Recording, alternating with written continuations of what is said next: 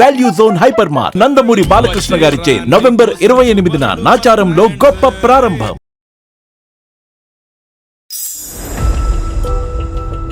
బర్త్డేకి అని చెప్పేసి వెళ్ళింది. చాలా బతిమలాడితే సర్లే అన్నట్టుగా నేను పంపించాను పక్కనే కదా అని.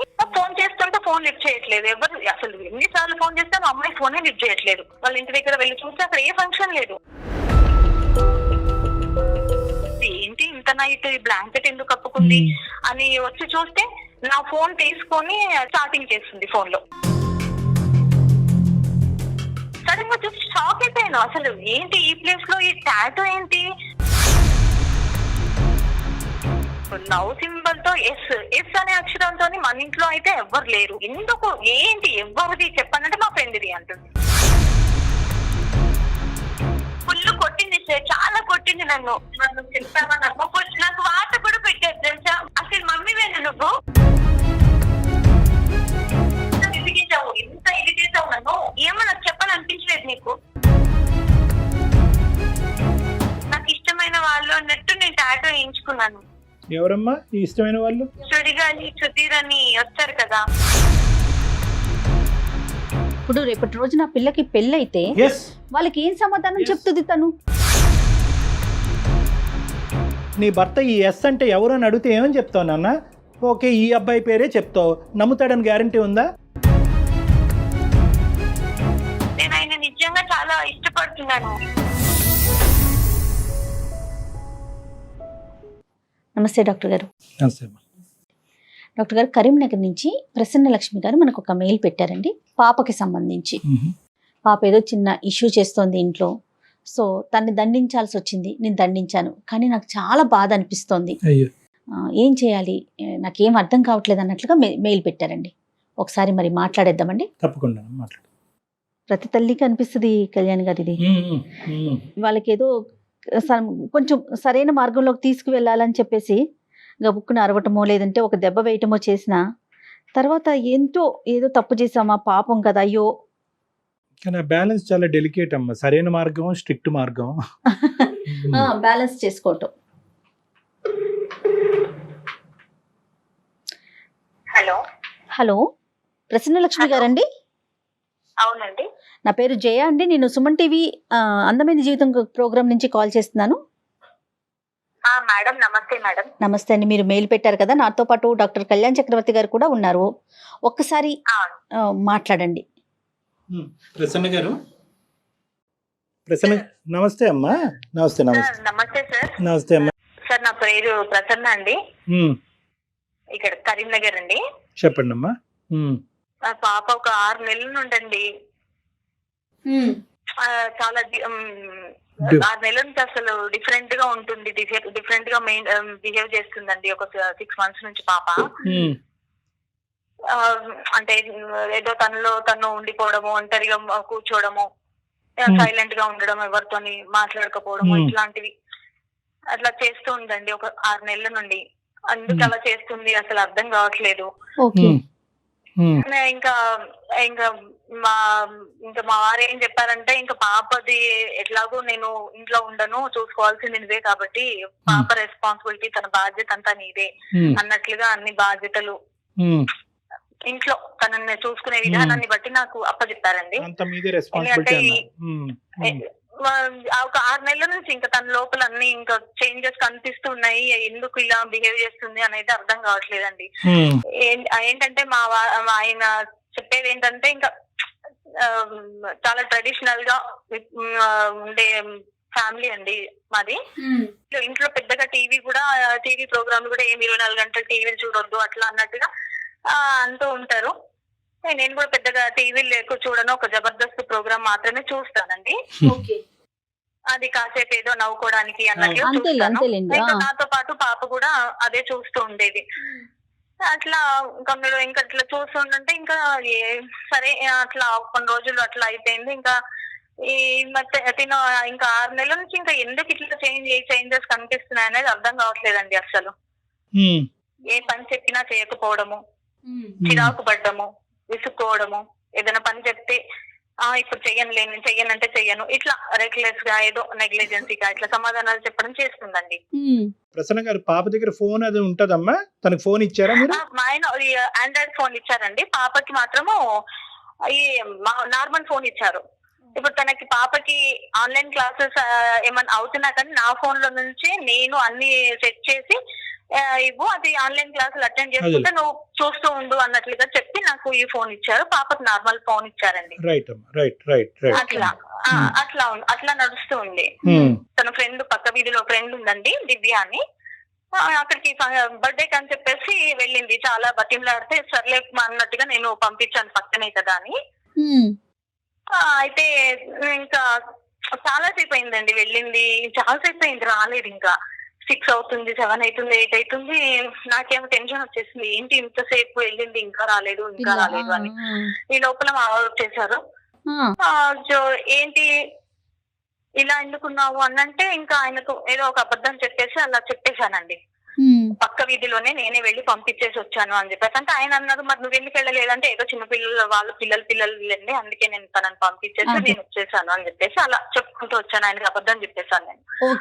11 వస్తుంది ఇంకా నాకు సరే అని చెప్పేసి నేను వెళ్ళి చూసి 11 గంటలకండి పక్క వీధిలో వెళ్ళాలంటే కాస్త ఇంకా నాకు కూడా అట్లా అనిపించింది. అయినా కానీ ఆ చీకట్లో వెళ్ళి చూస్తే అక్కడ వాళ్ళ ఇంటి దగ్గర వెళ్ళి చూస్తే అక్కడ ఏ ఫంక్షన్ లేదు. ఫోన్ చేస్తుంటే ఫోన్ లిఫ్ట్ చేయట్లేదు ఎవరు, అసలు ఎన్నిసార్లు ఫోన్ చేస్తాను అమ్మాయి ఫోనే లిఫ్ట్ చేయట్లేదు. మళ్ళీ ఇంకొకసారి ఫోన్ ట్రై చేద్దామని చేశానండి. చేస్తాను అప్పుడు దేవుడి దయతోని తను ఫోన్ లిఫ్ట్ చేసింది. ఇంకా విపరీతంగా కోపం వచ్చేసిందండి నాకు. ఫోన్ గట్టిగా తిట్టేశాను. అసలు సిగ్గుగా ఏమన్నా ఎక్కడున్నావు, ఏంటి అసలు ఫోన్ లిఫ్ట్ చేయవు అని అంటే, ఇంకా లేదు మమ్మీ నేను ఇక్కడ పలానా వచ్చాను, ఫ్రెండ్ బర్త్డే ఉంది, ఆ అడవిలో ఫోన్ లిఫ్ట్ చేయలేదు అది అని చెప్పిందండి పాప. ఫస్ట్ ఒక 10 minutes ఇప్పుడు నాకు ఇంటి దగ్గర ఉండాలి అని చెప్పేసి పాపను గట్టిగా ఫోన్ లో అరిచేశానండి. సరే ఇంకొక 15 minutes తర్వాత వచ్చేసింది. ఓకే ఇప్పుడు ఏం అనొద్దు ఈ రాత్రి అని చెప్పేసి ఇంకా నేను కూడా కామ్గా తను పడుకుంది, నేను కూడా కామ్గా పడుకున్నాను. ఇంకా నెక్స్ట్ డే ఆయన వెళ్ళిపోయిన తర్వాత ఇంకా బాగా తిట్టేశానండి పాపని. అయినా కానీ అసలు సమాధానమే ఉండదండి. ఇంకోసారి ఏమైందంటే మిడ్-నైట్ నేను ఇలా బాత్రూమ్ కని లేచాను, నిండా బ్లాంకెట్, అసలు ఇంత దొడ్డు బ్లాంకెట్ అండి, సమ్మర్ లో బ్లాంకెట్ కప్పుకుంది. ఏంటి ఇంత నైట్ ఈ బ్లాంకెట్ ఎందుకు కప్పుకుంది అని వచ్చి చూస్తే నా ఫోన్ తీసుకొని పాస్వర్డ్ ఎలా కనుక్కుందో తెలియదండి, స్టార్టింగ్ చేస్తుంది ఫోన్ లో. ఫోన్ లాగేసుకొని ఇంకా పడుకోమని చెప్పేసి సీరియస్ గా చూసి ఫోన్ లాగేసుకొని అప్పటిదే ఇంకా దాని పాస్వర్డ్ అది చేంజ్ చేసేసాను నేను. ఇంకా నా వైపు సీరియస్ గా చూసేసి పడుకుండిపోయింది. ఇంకా అప్పటి నుంచి ఇంకా కోపం పెంచేసుకుంది నా పైన. అయితే మళ్ళీ ఇంకొక రోజు ఇలాగే ఏం జరిగిందంటే వెనకండి ఏమి ఎవరు చూడని ప్లేస్ లో మనకు నెక్ భాగంలో ఉంటుంది కదా, అక్కడ ఒక టాటూ కనిపించింది నాకు. పచ్చబొట్టు సడన్ గా చూసి పచ్చబొట్టు అండి. సడన్ గా చూసి షాక్ అయిపోయాను. అసలు ఏంటి ఈ ప్లేస్ లో ఈ టాటూ ఏంటి, అసలు టాటూ ఎప్పుడు వేయించుకున్నావి ఏంటి అని చెప్పేసి అది వేయించుకున్నాను అని అప్పుడు కూడా ఏదో ఆన్సర్ చెప్పేసి ఉంటాను. నేను షాక్ అయిపోయాను. లవ్ సింబల్ తో ఎస్ అనే అక్షరంతో మన ఇంట్లో అయితే ఎవ్వరు లేరు, ఎందుకు ఏంటి ఎవరిది చెప్పానంటే మా ఫ్రెండ్ది అంటుంది. ఫ్రెండ్ అంటే ఎక్కడ ప్లేస్ లేనంటే అక్కడ కనిపించని ప్లేస్ లో వేసుకోవాల్సినంత అవసరం లేదు. మామూలు ఫ్రెండ్ అంటే ఏ ఫ్రెండ్ చెప్పట్లా, ఏ ఫ్రెండ్ అనేది చెప్పట్లేదు.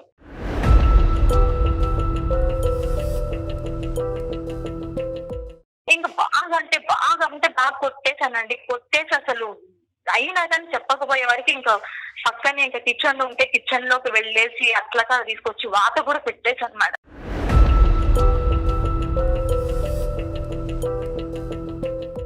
తను బాధపడుతుంది, నేను కొట్టినందుకు చాలా బాధపడుతున్నాను కానీ అయినా కానీ చెప్పట్లేదు మేడం. అప్పటికి కూడా చెప్పలేదు, అసలు ఏడుస్తుంది కానీ చెప్పట్లేదు.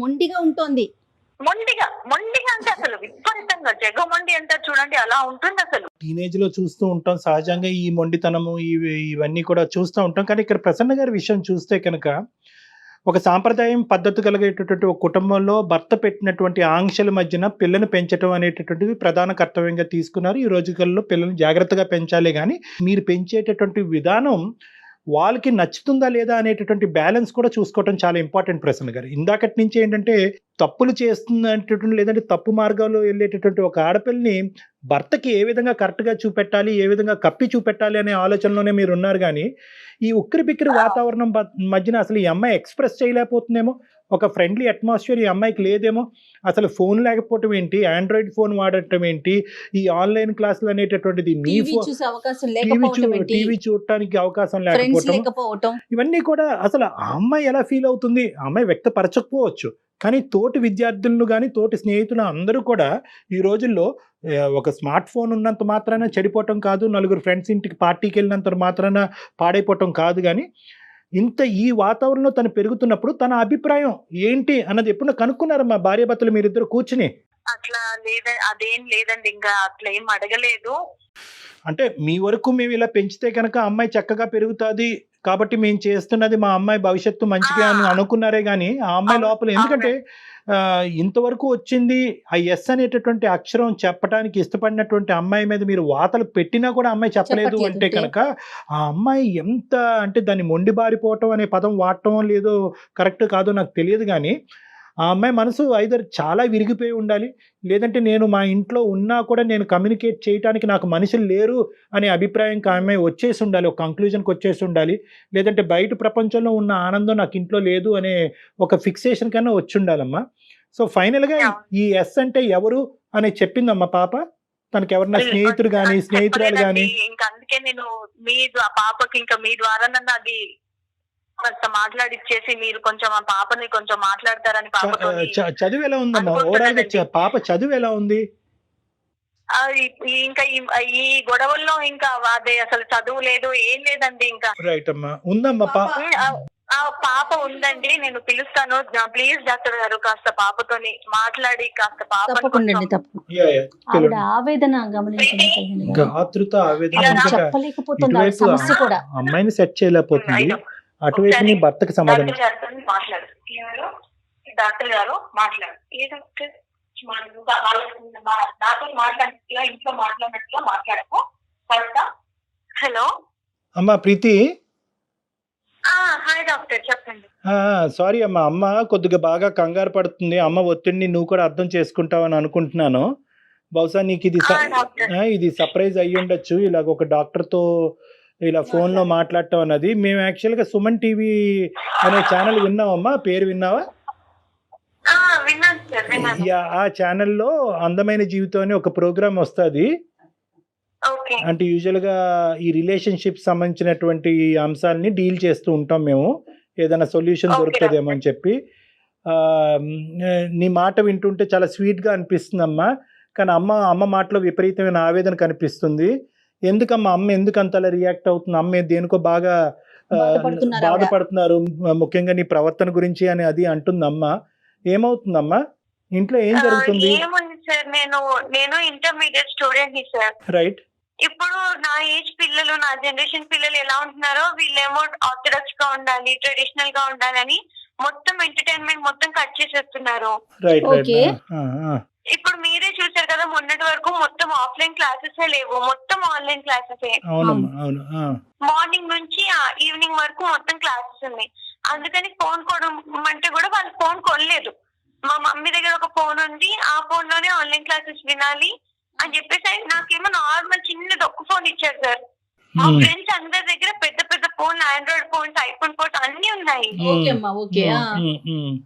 కానీ ఆన్లైన్ క్లాసెస్ వింటున్నప్పుడు మాత్రమే, ఇప్పుడు ప్రతిసారి ఆన్లైన్ క్లాస్ వచ్చినప్పుడు టైం కి మమ్మీ దగ్గరికి వెళ్ళి రిక్వెస్ట్ చేసి తీసుకునే బదులు నాకు ఒక ఫోన్ ఇచ్చేస్తే అయిపోతుంది కదా సార్.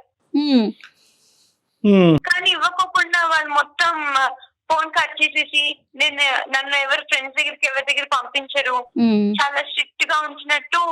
డైలీ వీళ్ళతోనే ఉండాలంటే నాకు కూడా బోరింగ్ గా ఉంటది కదా సార్. ప్రీతి, వాళ్ళు ఇప్పుడు అమ్మ నాన్న ఇంట్లో స్ట్రిక్ట్ గా ఉండటమే నీ బిహేవియర్ కి కారణమా? అంటే అన్ని విషయాల్లో స్ట్రిక్ట్ గా ఉంటున్నారు, కొంచెం కూడా నన్ను అర్థం చేసుకోవట్లేదేమో అనిపిస్తుంది నాకు. సరే నాన్న, ఇప్పుడు అది అమ్మతో ఇప్పుడు ఎగ్జాక్ట్ గా నువ్వు మాట్లాడక ముందు అమ్మతో కూడా అదే చెప్పాము.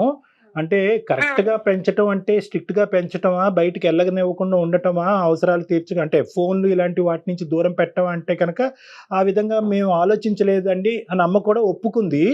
కానీ అమ్మ ప్రధానమైన సమస్య ఏంటంటే ఈ ఎస్ అనేటటువంటి పచ్చబొట్టు ఏదైతే నువ్వు నీ వేసుకున్నావో? శరీరం మీద వేసుకున్నావో దాని గురించి ఆవిడ విపరీతంగా తర్జన భర్జన ఫీల్ అయ్యి చాలా టెన్షన్ లో ఉంది. ఏంటమ్మా ఎందుకు వేయించుకున్నావు అలాగా? ఇంట్లో ఎవరు లేరు కదమ్మా, ఎస్ అనే పేరుతో మన మీ ఇంట్లో ఎవరైనా ఉన్నారా? లేదు డాక్టర్, ఇంట్లో ఎవరికి పేరు మీద ఎస్ అని లేదు. నేను నాకు ఇష్టమైన వ్యక్తి పేరు అన్నట్టు ఇష్టంతో వేసుకున్నాను. మా వ్యక్తి ఫ్రెండ్స్ పేరు. కూడా వేరే టాటూ చేసుకున్నారు. ఇష్టమైన వాళ్ళది టాటూ వేయించుకుంటే బాగుంటది అని చెప్పేసి నాకు ఇష్టమైన వాళ్ళు అన్నట్టు నేను టాటూ వేయించుకున్నాను. ఎవరమ్మా ఈ ఇష్టమైన వాళ్ళు? ఆ వ్యక్తి ఎవరమ్మా? ఇది జబర్దస్త్ లో వస్తారు కదా సార్, ఎవరమ్మా? సుడిగాలి సుధీర్ అని వస్తారు కదా. సుడిగాలి సుధీర్. సుడిగాలి సుధీర్ అమ్మా. అవును అవును డాక్టర్, అవును.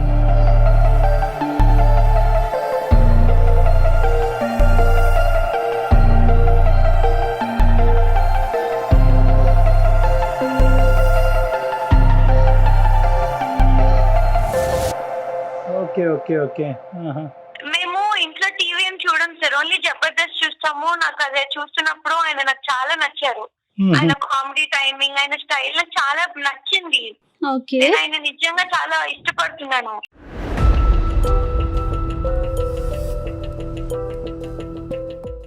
ఇష్టమైన వాళ్ళ పేరు టాటూ వేయించుకుంటారంట కదా, మా ఫ్రెండ్స్ చెప్పారు. నేను అలాగే వెళ్ళినప్పుడు వేయించేసుకున్నాను.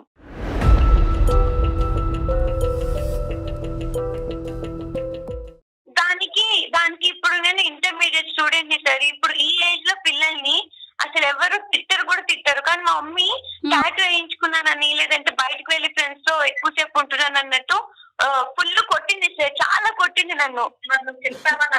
నాకు వాత కూడా పెట్టారు తెలుసా? వాత పెడతారా సార్ ఎవరైనా ఈ ఏజ్ పిల్లలకి? అడిగాను నాకు, అసలు మమ్మీ వేనా నువ్వు, అసలు నాకు చెప్తావా అడిగాను నేను. అమ్మా కొంచెం నేను చెప్పలేదు అది ఇది అన్నట్టు నన్ను కొట్టేశారు. ఎవరైనా ఒకసారి చెప్పకపోతే కొంచెం ఇంకొకసారి అడిగితే నేను చెప్పేదాన్ని ఏమో కదా, దాంట్లో కొట్టేసి వాతలు పెడతారా సార్?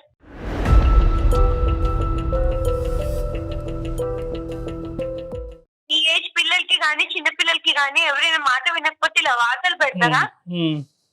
లేదా మా అమ్మ చేసేటటువంటి చెప్తే నేను అవన్నీ చేయను కదా. అసలు చెప్తావా నువ్వు? నన్ను ఎంత విసిగించావు, ఎంత ఇది చేసావు నన్ను. ఏమో నాకు చెప్పాలనిపించలేదు నీకు?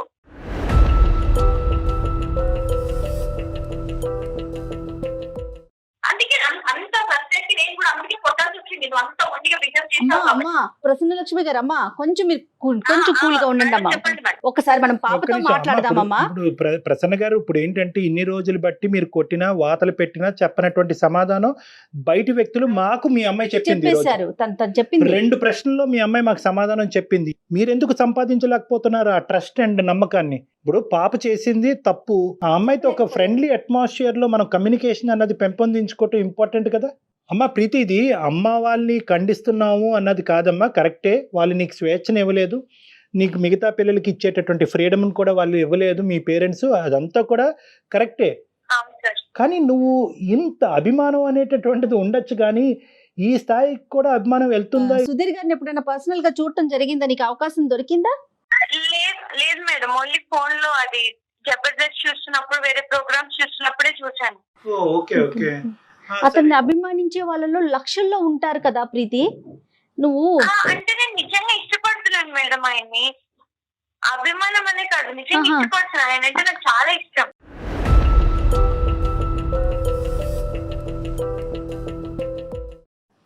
ఇష్టం అంటే ఏంటమ్మా? లేదు, ఆయన ఎప్పుడైనా కలిసి ఆయనతో ఉండాలన్నట్టు అనిపిస్తుంది నాకు. ఆయన బాగుంటారు కదా, బాగా మాట్లాడతారు, కామెడీ టైమింగ్ చాలా బాగుంటుంది, స్టైల్ గా ఉంటారు. కాదు నాన్న, ఆయన నువ్వు స్క్రీన్ మీదే కదా చూస్తావు ప్రీతి, ఇంత పర్సనల్ గా ఎప్పుడు చూసే అవకాశం లేదు.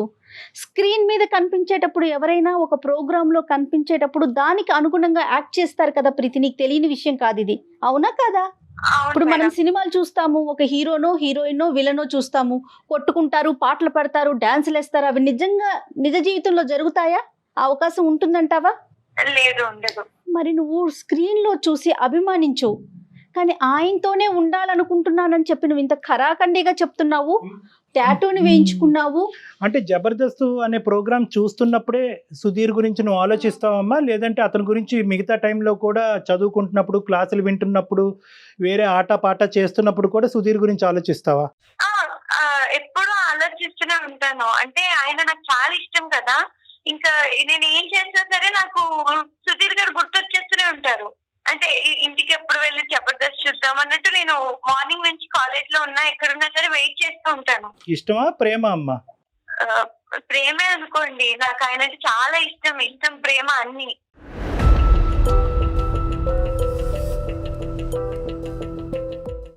నాన్న ఇప్పుడు అందుకే వేయించుకున్నానండి టాటూ. నాకు ఇష్టం ఆయన చాలా, అందుకే వేయించుకున్నాను. ఆయన ఒక యాక్టర్ వరకు ఇష్టపడు నాన్న, స్క్రీన్ వరకు ఇష్టపడు. ఇష్టం, అభిమానం, ప్రేమ వీటన్నిటి మధ్యన ఒక గీత అన్నది ఉంటుందమ్మా, ఒక సన్నపాటి గీత అన్నది ఉంటుంది.